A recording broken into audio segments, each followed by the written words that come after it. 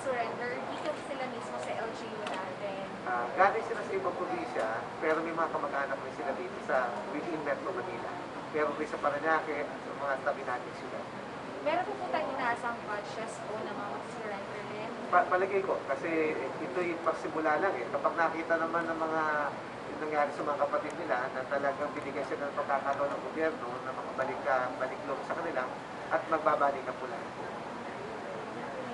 Sir, yung update lang po natin, ano pa po yung mga aasahan natin ng schedule when it comes to dito po sa fight natin against insurgency?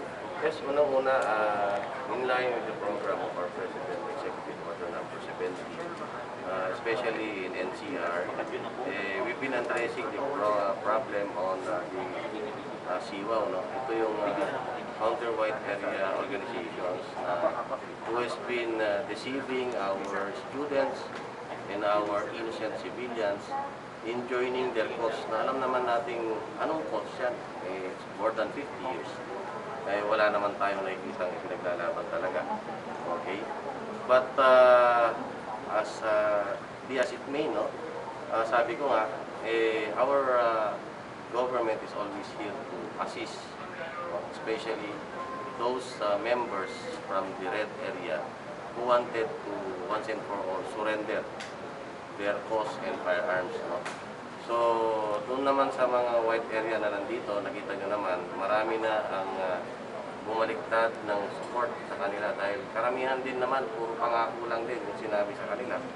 And yung iba dyan ay lalong napariwara ang buhay. Nakita naman natin yung ill effects ng deception na ginagawa ng mga kaliwa. So, we just hope na mas mabulat pa yung ating mga kababayan, lalong-lalo na dito sa ating white area. No, na hindi na mag-join ng mga rally. Lalong-lalo na po ngayon kasi we have pandemic. Social gathering is strictly prohibited. They have been recruiting to our innocent civilians to join itong mga rallies that will be, it will be construed to having a social gathering. This is very much prohibited ng IATF. Sir, paano po yung pakikipag-usap natin dun sa mga LGUs na hindi pa po nagre-declare ng personal grata dito sa CTF? Yes, meron pa tayong mga ibang barangays Yes. Ayaw ko na lang i-mention yung ano.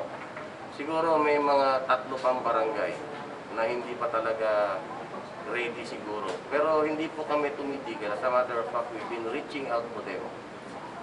Kilala niyo po yung mga sarili ninyo. Alam din po namin na niluloko lang din kayo ng mga taong yan. Please open your eyes. No? Wala naman po talagang nangyari. It's more than 50 years and ganun pa rin yung buhay natin yan. Okay? We are here to help. We are here not to give any false promises. Sabi nga ng ating mayor kanina, this should be sustainable gains. No? Na dapat natin ipadama sa ating mga kababayan na meron po tayong gobyerno na kumakalinga. No? Naintindihan naman po natin yung problema ng buhay ngayon, lalong-lalo na yung mga dahil sa hirap na nararamdaman ngayong pandemic. Okay, so sabi ko nga, we cannot do this alone without the help and cooperation of each and everyone, especially po ng mga LGUs concerned. Yung mga LGUs po na ayaw mag-cooperate, well, nasa inyo po yan. Pero hindi po kami titigil sa pagkukumbinsi sa ating mga kababayan para once and for all, iwaksi at itigil itong alam naman nilang maling gawain ng mga kaliwang ito. Sir, after nito, saan po pupunta yung mga returnees natin? Saan sila titira? May mga kanya-kanyang bahay naman yan. Others would be going back to their home provinces, no? But syempre, dala nila yung counting cash assistance coming from the ICLIP para bilang panimula po ng kanilang pagninegosyo.